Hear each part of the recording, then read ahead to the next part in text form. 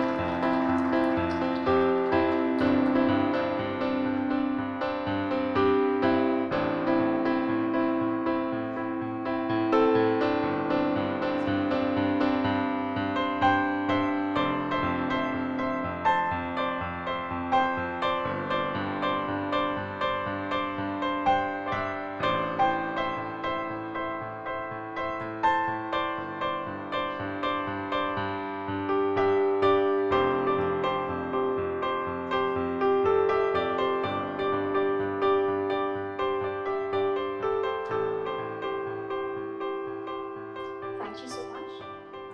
It's now time to dive deeper into the book and explore the themes and ideas presented. So I would like to invite Professor Mukherjee to take over. I must confess that I feel very privileged to be part of this gathering and to be in conversation with Professor Sidhu. But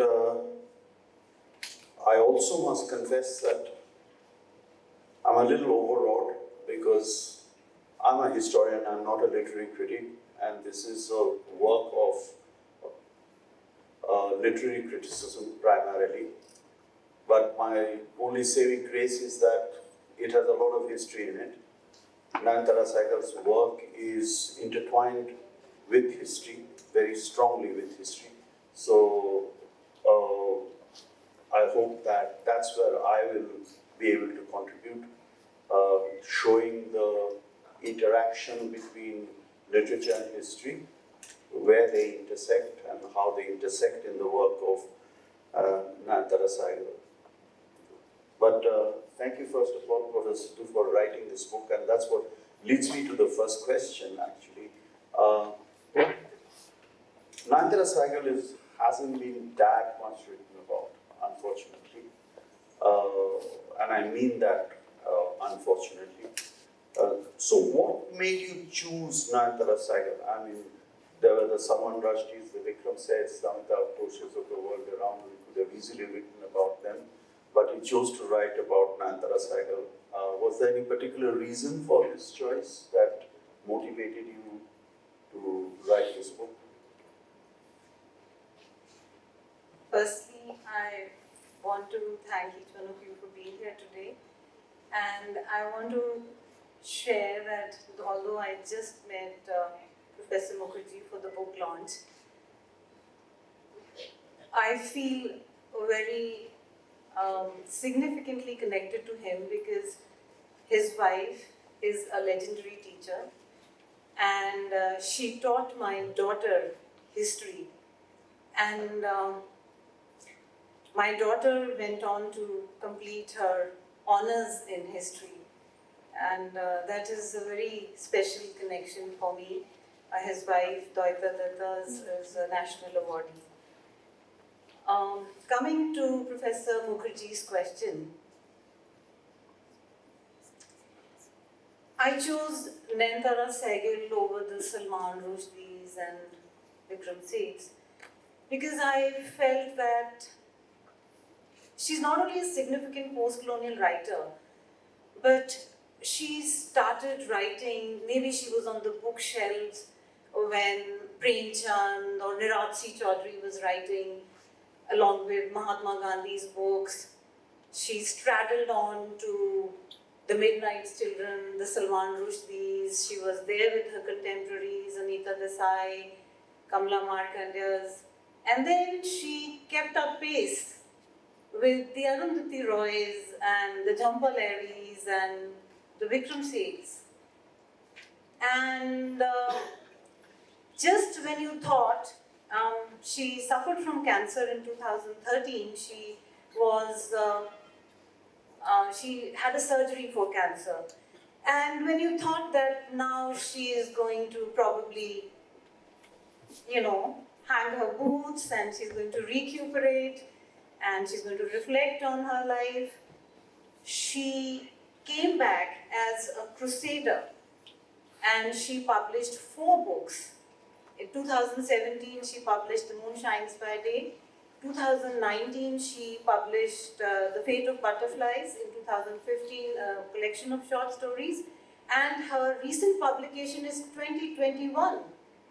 And as I was trying to brush up the chronological facts, I realized that day before she celebrated her 96th birthday. But well, age is not the reason that I chose Nayantara Sahgal. Neither is it, her other biographical details or anything. I chose Nayantara Sahgal because there's a small anecdote. HarperCollins published a biography on her, and because I had a certain historical experience, I had some historical research on her works, they asked me to review it. And in the process of reviewing, I realized that the writer had folded summaries of her books into the personal chemistry of the Nehru, Sahgal, Pandit family, and run it alongside the political happenings in the country. So I really thought that there was a need to study. It's a vast corpus. Her first book was 1954, Prison and Chocolate Cake, which is now accepted as a classic, as a memoir. So I thought that there was need for a book, a critical book on her works. And when I did research, I realized that most of the critical work on her has just treated her as a woman writer. And her feminism is very important, but for me, it is just a part of her engagement with the political discourse. So if she talks against dictatorship or she talks against patriarchy, it's one and the same thing. It's just, and the second thing that I saw is that most of the research was on her genealogy. And the sort of inadvertent conditions of her birth as Motilal Nehru's granddaughter. And I think the reputation of the writer, the genealogical reputation of the writer should not precede the entry of the writer. Genealogy can have its limits. You cannot trust blood ties for everything. We saw how genealogy went very wrong in the case of Pandit Nehru's daughter. Her policies as the Prime Minister, most historians accept, are completely the antithesis of the policies of Prime Minister Nehru. So those were one, I wanted to move away from the cliches of genealogical and feminist criticism. And the second thing is that a lot happened in the critical world post-French critical theory. The floodgates of interrogative tenets were released. So with so much happening in the power discourse, there was so much of focus on subversive studies, on questioning writers. So nobody had really questioned her work. And you have theorizations which are very, very pertinent to the power discourse. Theorizations by Foucault, by Chomsky, by Pierre Bourdieu, Habermas, the entire French critical school. So I thought it was very important to see how her works, they reflect those thoughts, whether they do or not. And even I have made a new historicist study of a lot of her works, where I have studied her works parallel to historical documentation and try to see as a writer of history and contemporary politics, has she missed out on anything? So those are the reasons that I chose Nayantara Sahgal. Let me stay with that a little more and try and tease out a different kind of answer from you.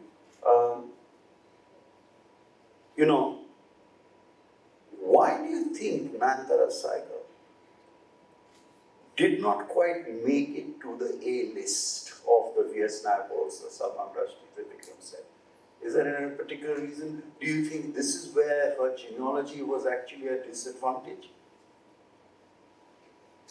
I think you are partially right, Professor Mukherjee. Her genealogy, you know, at times it overwhelmed the critics. You know, they were really overwhelmed that she's the niece of Nehru and there are 3 prime ministers from her family. And at times, they just wrote her off. They called her the chronicler of the first family. And some of her brilliant works were just dubbed as, you know, in the line of Jewel in the Crown and that kind of fiction, which is totally unjustified.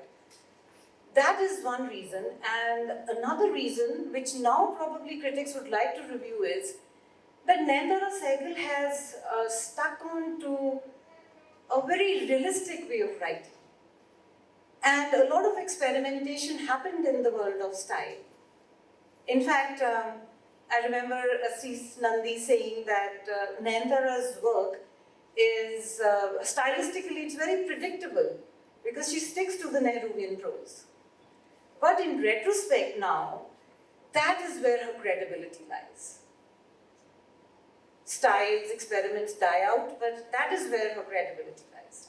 So I'll come back to at least 2 points you've just made later on in the discussion. But before I do that, you know,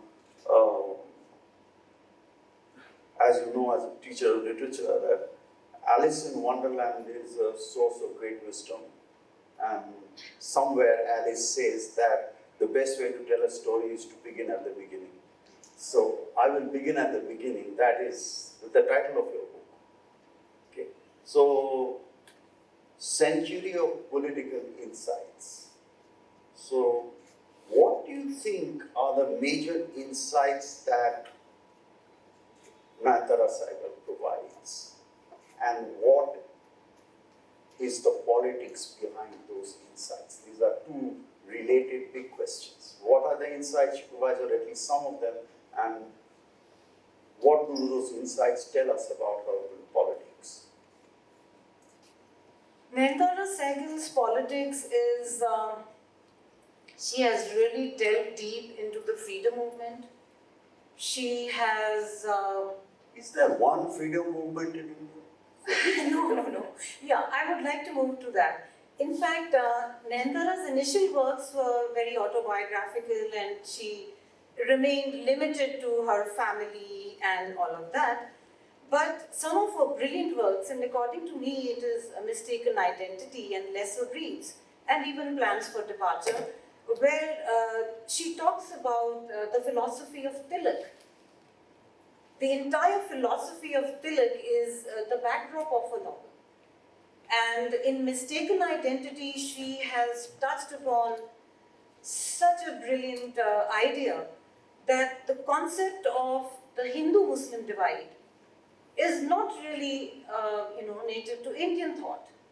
It was actually brought into the historical discourse by the Britishers. In fact, James Miller was the first person who wrote the 19th century book, History of India, where for the first time they talked of the communities as 2 different segments. And in fact, there's a political scientist, R.P. Bhagat, he even says that before the Britishers introduced the idea of census and mathematical calculations were made about the populations, he says that the Hindus did not know they were a majority. And he says, I won't be surprised, they were not even conscious of the fact that they are Hindus. Because Hinduism, even according to Sahgal, is a very, very vast, deep, polytheistic, polymorphic, polyphonic religion. So it was never, they didn't think in terms of parochial thought. So those are brilliant books where she talks about history. Another book, of course, everybody is familiar with Rich Like Us, which is about the emergency. And she even supplemented the book Rich Like Us with a non-fictional work, which is a very well-documented and well-researched treatise of Indira Gandhi. And there are 3 editions which she took out. They're differently named, and every time she comes up with the name, the harshness decreases. And she even admitted to her personal biographer that maybe she was unduly judgmental, in her work, Rich Like Us. And so she has, her interaction with history is, there is no book of Nayantara without history. And even this book, for instance, Storm in Chandigarh, although it is a very autobiographical book, it is, the characters in the book are, they're so recognizable. You can directly relate the Chief Minister of Haryana to Pratap Singh Kero. You can directly relate Vishal Dubey to Ian Mangat-Rai, who was the Chief Secretary with Mr. Kero.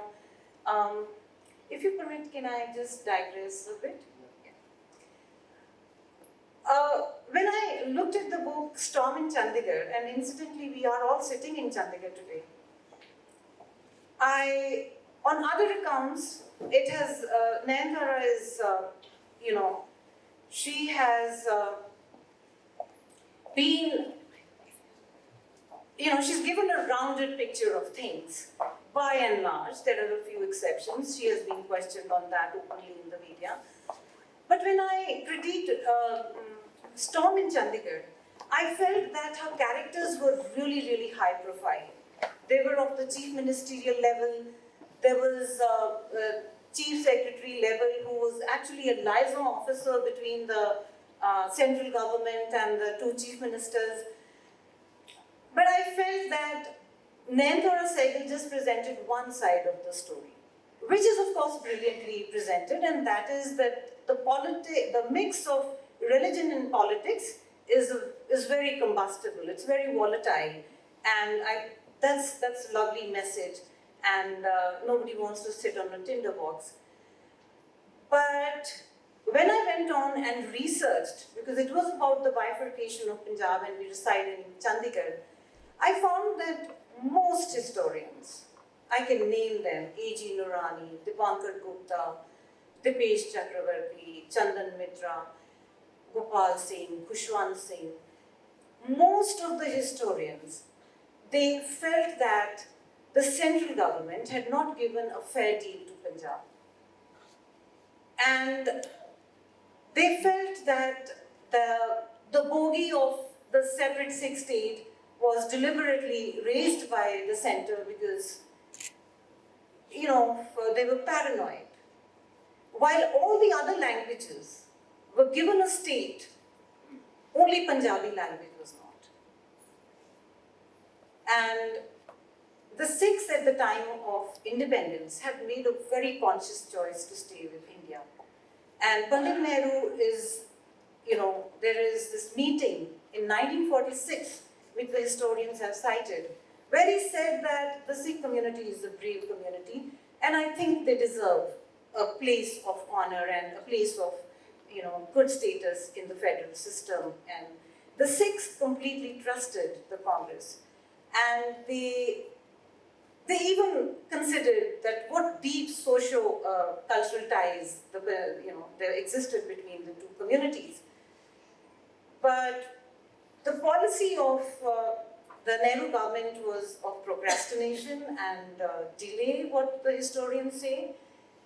And Mrs. Gandhi came to power in 1966. Pandit Nehru died in 1964. So when she came to power, soon after, she approved the census of 1961, which was an inadequate census. In that census, all historians have said it, including Kushwant Singh, that the Hindu Punjabis, they were, exhorted to fill Punjabi, Hindi as their mother tongue. And some of the historians have also said that by doing that, the Hindu Punjabi community, they cut themselves off from their roots. They cut themselves off from the history of Punjab, from the culture of Punjab, it is an ageless composite culture. And Nayantara Sahgal has always been, that is one of her fundamental strengths. She has been very, very, vocal about multiculturalism, about composite cultures and all of that. And the second thing is that the historians agree that the deal was very unfair because the village was not kept as the unit, the tehsil, which is much, the pre-colonial tehsils, which were very big, they were kept as the unit. And also this capital of Chandigarh, where we're sitting today, that itself was kept like a bone of contention between Haryana and Punjab. And then it was made a UT because the centre kept its interventionist powers. So most historians feel that till date, that is the root cause of communalism. The speaker of the Lok Sabha at that time, Hukum Singh, he said, if Punjabi had been given a Suba, according to the people speaking Punjabi, fair deal had been given out, there would be no communalism till date. Let's get back to the original question. What are the political insights she provides in the entire corpus of her work, at least some of them? And what is her politics? From what you have said so far, the Punjab wrong is one insight she provides. Two is her firm commitment to multiculturalism. What are the others? Yeah, I connected that. I want to pin you down on that because the title of the book is Political Insights. So we must have some idea of those political insights. She has taken up Naxalism as a big, I have compared her to Arundhati Roy also. She kind of talks of it as a very fatalistic ideology. And I've compared it in detail with the stance of Arundhati Roy, She was one writer who predicted that this needs to be taken in control. The wonderful thing about Nayantara Sahgal is that her prescience, her political sights are so deep that whenever there's not one single word that she said wrong in her entire corpus. Even when I talked about storm in Chandigarh, what she says is correct, but I have pointed out what she has not said. She's not said one incorrect word. So it is the silence that I have pointed out. So Naxalism she takes up in detail, and emergency, of course, we are very well aware. It really hurt her that the policies of Pandit Nehru were totally disregarded by his daughter. So why did she then tone her criticism down in the subsequent editions of the book on the emergency? I think that is for the author to answer because I have not got into the biographical. No, but as an interpreter, what do you think it is? As Roland Barthes famously said, the author is dead. The author is dead, but she keeps the political author alive. What, as an interpreter, major interpreter of Nayantara Sahgal, what do you think made her tone it down? Was it against the genealogy? Or was it something else? Had she rethought her views on the emergency? Actually, after 1984, when Mrs. Gandhi passed away and she brought out the third edition of Indira Gandhi Herodu, and she had already got the award for Rich Like Us, she stated that she's going to now withdraw from active politics. And true to her word, for 30 years, she did not come back to politics. In fact, all her brilliant, that's the best part of her writing. Her 3 books, which take the historical, the pre-colonial history, the post-colonial history, the new colonial history, all of that has been brilliantly Isn't there covered. something paradoxical here? A writer known for her political insights has a most brilliant creative phase when she has withdrawn from politics.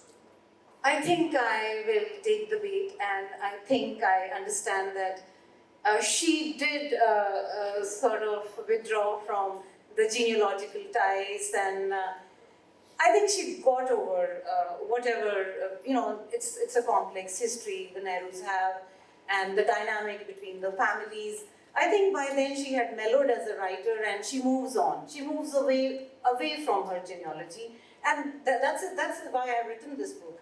That there is more to her genealogy, and her best works, they come out only after she moves away from the autobiographical element.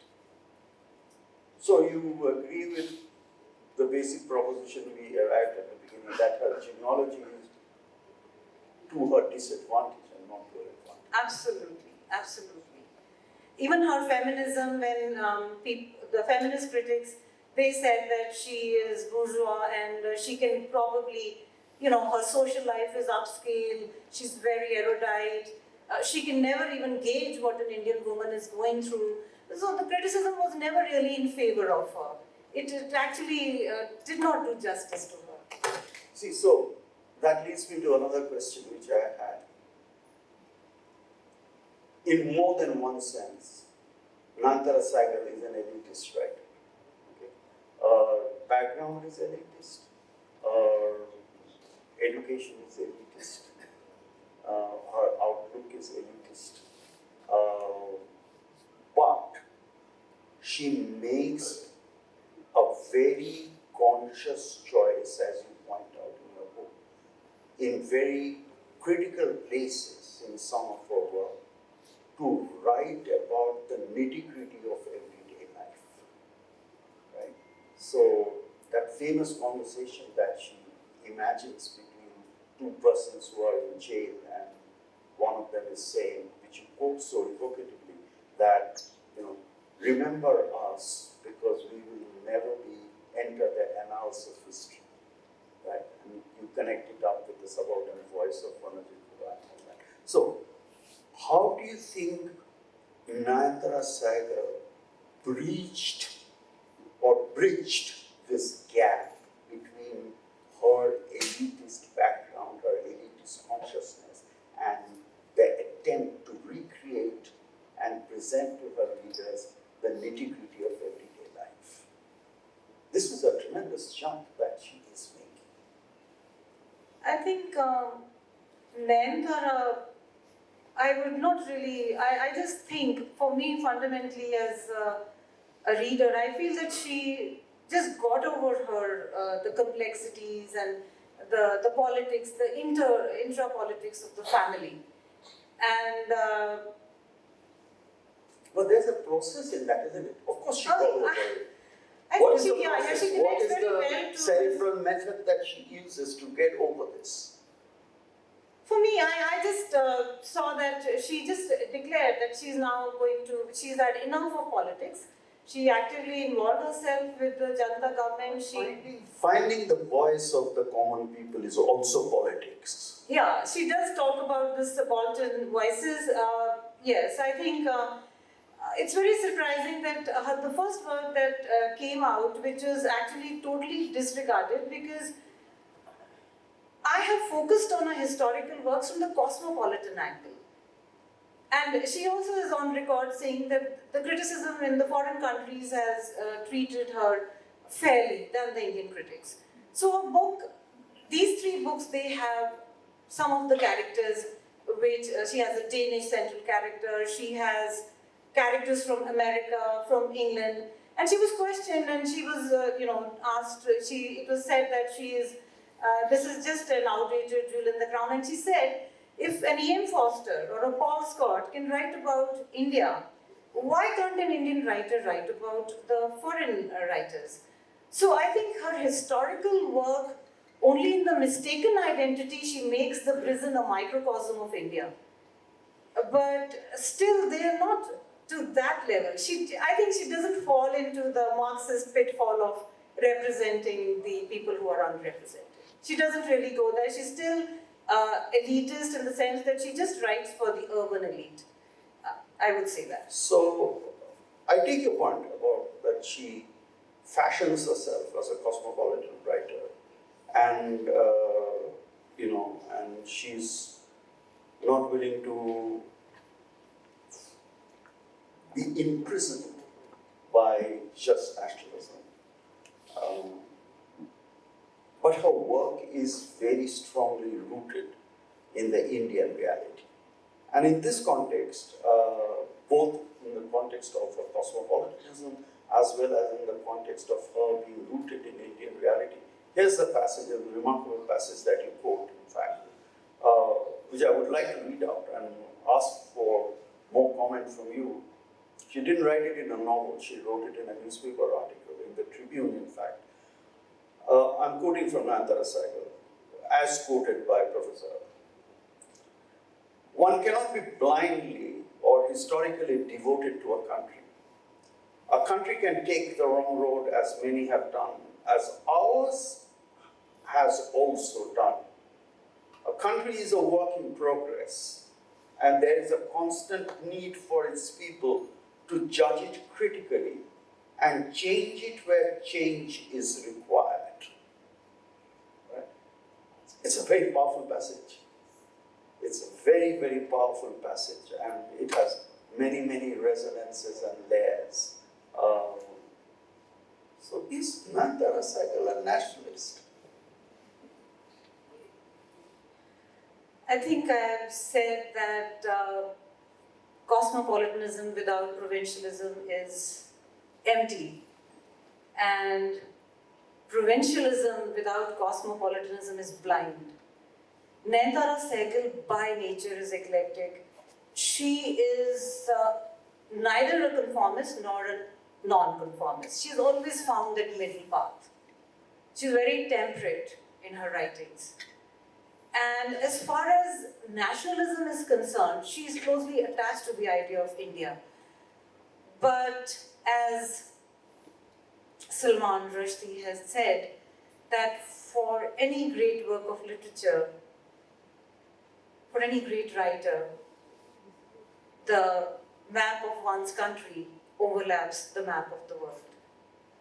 So I think in that sense, there is something, she's able to get that balance right between nationalism and internationalism. And I would also point out another gap which I felt, and probably if I meet her someday, I'm going to ask her that Tagore was a huge influence on the Nehru family. In fact, Sunil Khilnani has written in the introduction to Pandit Nehru's autobiography that after Gandhi, it was Tagore's cosmopolitan spirituality, his rationality, and his internationalism which impacted Nehru. But it's a vast corpus, and there is no reference to Tagore in the whole corpus. Although and her thought completely overlaps with Tagore's. So that is another gap that I found in her writing when I hope I've answered your question. No, it's not a question of answering, I think it's more of explication. So, I know you have written about this in this book, but I think our audience would also like to know that. Not all of them have read the book as yet. That is Nayantara Sahgal's deliberate choice to write in English. Why? I know the answer, so you're not speaking to me. Because I've read your book, I know the answer. I want to speak to your audience. There's something I really want to share with the audience. Nayantara Sahgal says that the first time she was 4 years old, and Gandhi had come to meet Pandit Nehru in the Anand Bhavan, and she was in the drawing room, and she said, "Oh my God, he's ugly." And Gandhi, he patted her and he said, "Always be honest." And true to both these people, whether it was Gandhi and or it was Nayantara, she's been very truthful. And even when she was asked about writing in English, she says, my experience has been in English. I'm deeply attached to my diverse culture, but my entire experience of reading, of thinking, has been in English. I can't make another posture and start writing in another language. I think in English. So I think she gave a very simple answer. She was asked this. So how does that reflect on our elitism? That's the fact she wrote in a language which was 10 to 15% of Indians can read. I said she was a bourgeois urban writer, I said that, but I would also like to... Bourgeois and English are not synonymous. But I'd like to quote Ejaz Ahmed here. You know, Ejaz Ahmed is a Marxist writer and he is completely against elitism.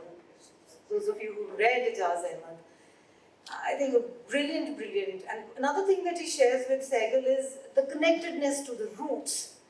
Sahgal has, she delivered a talk called Inked in, Soil, where she talks how the native writers can only give a true picture of the country. And that was the major difference she had with Naipaul also. And Ejaz also, people from the academia would know that he has been against our theorists, critics, academicians, sitting in the Western universities, in Ivy League colleges, writing back to us about how to read our literature. So this is something very common between them, though Ejaz is a very, very staunch Marxist. And he thinks of English as an elitist language. But he says this is also because the Marxists really believe in their history. He says this comes to us in our history. Now we have got this, it is one of our Indian languages, and we need to put it to right use. We need to put it to right use. I think that's what Nayantara said. Okay, so now that we're talking about language, before I move there, just because you shared an anecdote, a very telling anecdote between Nayantara Sahgal and Gandhi, and also spoke about the impact that Tagore had on Nehru. Very interesting anecdote is when the autobiography is published, Nehru's autobiography is published in 1936, he sends a copy to Rabindranath. One reason he does so, of course, is at this point thinking of sending Indira to Shantiniketan. They have just come back from Switzerland. And one of the first responses to the autobiography actually comes from Tagore. And you will find this letter reprinted in a bunch of old letters that Nehru put together in the early 1960s. And interestingly, Gandhi never responded to an autobiography. Not a single line did he write to Nehru about the book. But Tagore wrote a long letter, and very, very appreciative letter in which one of the striking things he said, above everything else, what comes out in this book is the humanity of the author. Right? So that just strengthens the point about the impact that Tagore had on the Nehrus, and only highlights the fact that Nayantara Sahgal's very vast oeuvre doesn't have any references to Tagore. But to stay with Nehru, you've coined this phrase, which I find a bit puzzling. I'll tell you why. Nehruvian prose, which you use to describe Nayantara Sahgal's prose as well. Now, I'm not a literary theorist or a literary critic, as I said at the very beginning, but as a reader, I would say there is not one Nehruvian prose.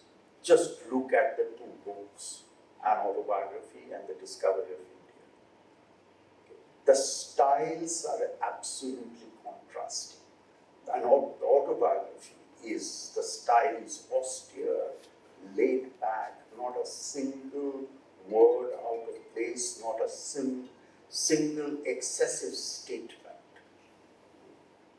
It's summed up by that brilliant dedication to Kamala who is no more, right? It has passion, but it doesn't convey the passion in the words. Just 5 simple words. till Komala, who is no more. And then contrast it with Discovery of India, which is evocative, at places overblown, in fact, and overwritten, I would say, charmingly over. So there are these two contrasting narratives, if you like, in terms of just sheer style of writing in English. So, would you like to reconsider the phrase Nehruvian prose? Which one is Nayantara Sahgal more akin to the prose of the autobiography or the prose of the Discovery of India? I must admit that I haven't really gone deeply into Discovery of India, and here I am writing about his autobiography. And I would say that Nehru had two legacies. One was political and one was literary. And we know how one went, but his literary legacy is really built upon by Nayantara. And this style of prose, now it's a part of, because people have started writing very simply. They've got over complicated words and all. It's being adopted by all over the world. But throughout her career, she maintained that conciseness, this pithiness. It is amazing. I don't think the editors have to do any work on Nayantara's writings. She is so precise.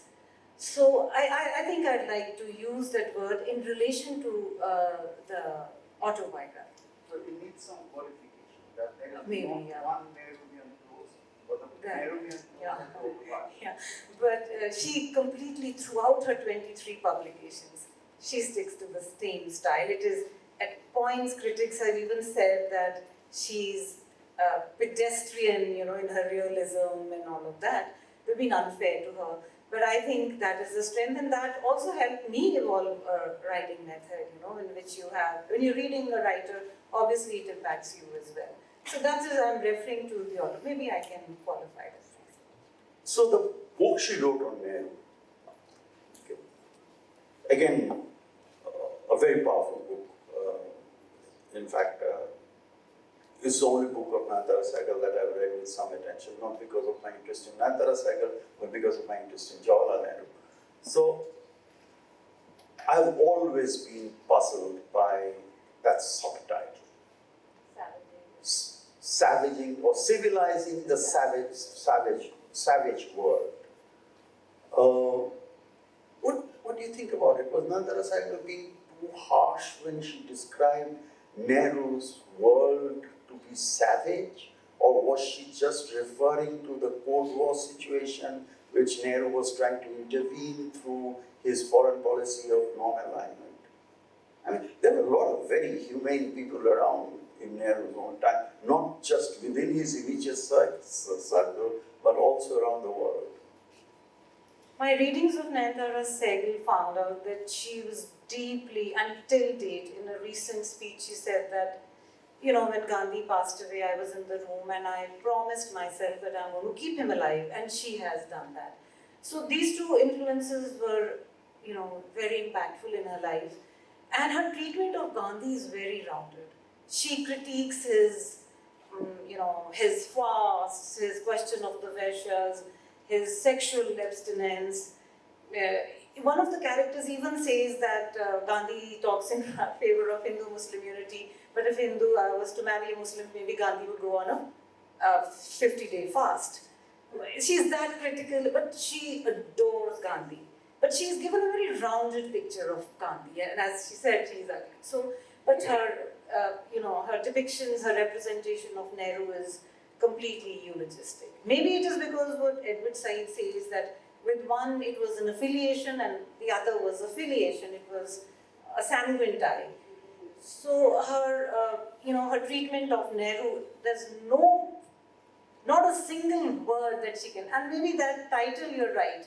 It is a bit hagiographic and it's a harsh on the other leaders who were working. Although, to be fair to Nayantara, I think Nehru has made it to the elite club of the leaders of the 20th century. She's justified. She never says the wrong word, whether it is his policy of his non-alignment. But to say that she would... Very interesting. Yeah. She doesn't raise the question that Nehru condemned Suez, but failed to condemn the invasion of Hungary. There are several points where you feel that, that's the reason I mentioned.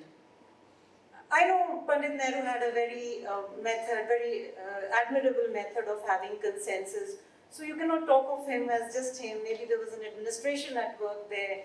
That's why I pointed out that this Punjab tobacco could have really been avoided if he had, intervened as a statesman. But there are other things as well, which she could have maybe pointed out. I need to go a little deeper into Nehru. I've just studied the non-alignment thing because the book is basically on his non-alignment policy, and which I myself feel is very admirable, how he helped the freshly decolonized world keep equidistance from the superpowers and stabilized India. You know what they said during the time? I think it was it was those days called the Manchester Guardian, now it's just called the Guardian. In a famous editorial in 1956 describing Nehru's non-alignment, said that Jawaharlal Nehru sits on the fence with his legs dangling very firmly on the Soviet side. I know there was a lot of criticism from both the power blocks. He was both didn't take it very kindly. Also, this is not your problem, but this is Nayantara Sahgal's problem. But I must point out, as a historian who is a stickler for details, Nayantara Sahgal could not have been present in the room in which Gandhi died, because Gandhi didn't die in a room. Gandhi died while he was walking outdoors from a room into the lawn behind Villa House. So that's a bit of a dramatization on her part, that she was present in the room where Gandhi died. Gandhi didn't die in a room. That's the contradiction. She said it in a talk in the Panjab University in 2019. You cite it, but as soon as I read it, I said, she is dramatizing a little bit. Maybe it's just a way of saying how... Yeah, how deeply touched she was. Yeah, how deeply she was touched by that. And so was her uncle, even more deeply touched. So publicly, there are only two occasions when Nehru cried. One was when he walked into the room in Villa House and found Gandhi lying on the floor with a blood-stained cloth over his body, and he, according to eyewitnesses, he put his head on Gandhi's feet and, I'm quoting, sobbed like a child. And the other one, this will surprise most of you, is when a reporter told him that news had just come that Subhash Bose might have died in a plane crash. And Nehru cried. Okay, one last provocating question, and then we'll open it up to the audience. I have hogged your time enough. I have no problems with the French postmodernist critical apparatus that he used very extensively, even though Edward Said is not part of that French thing. And Edward Said is very definitely your predominant intellectual influence in this book. But nonetheless, for matters of shorthand, let's keep it like that. Do you think Nayantara Sahgal was aware of all these literary theories that was arising, and what would she have said if she knew that there was a literary theorist in Chandigarh, or if she gets to read this book, which I'm sure she will, that a literary theorist in Chandigarh is actually using all this apparatus to deconstruct her work? Nayantara Sahgal is completely aware of this. She has... We have evidence for that? Yes, it's quoted in the book. It's quoted in my introduction itself. She feels that jargon that the literary theorists use, that is not required at all. And one of my fundamental aims has also been that a writer, And she preempts post-colonial theory. She preempts a lot of things. Her political insight is remarkable, her forwardings, her prescience. The reflections of that theory are seen in her works, in very normal language. But the critics will complicate it and put it. She has at length, and she said, if you want to put me in a tradition, put me in the tradition in the making. So then why use those theories? That's my question to you. I use those theories because I will use Nayantara Sahgal to explicate Nayantara Sahgal. Why do I need a Foucault or a Fanon or whoever? no. If I use a Foucault, now Foucault has come up with this insight that, I mean, you're a historian, that events on their own are not history. Yeah. History That's is, the original yeah, to Foucault. history makes the events in the sense. No, sir, what I'm trying to say is that there is this deconstructive approach he applies, which is to dig out the archaeology of an idea and then see why prisons were made or why psychiatry went the way it did. I mean, he has his own body of works.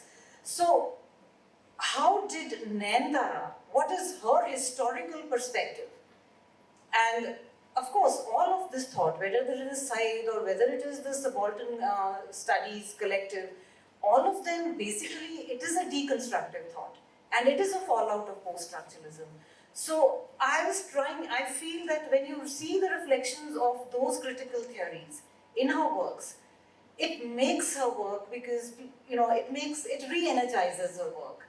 It makes her work relevant to contemporary readers, to contemporary scholars. It ignites interest in her work because she is a very significant writer and we cannot let her be in the closets.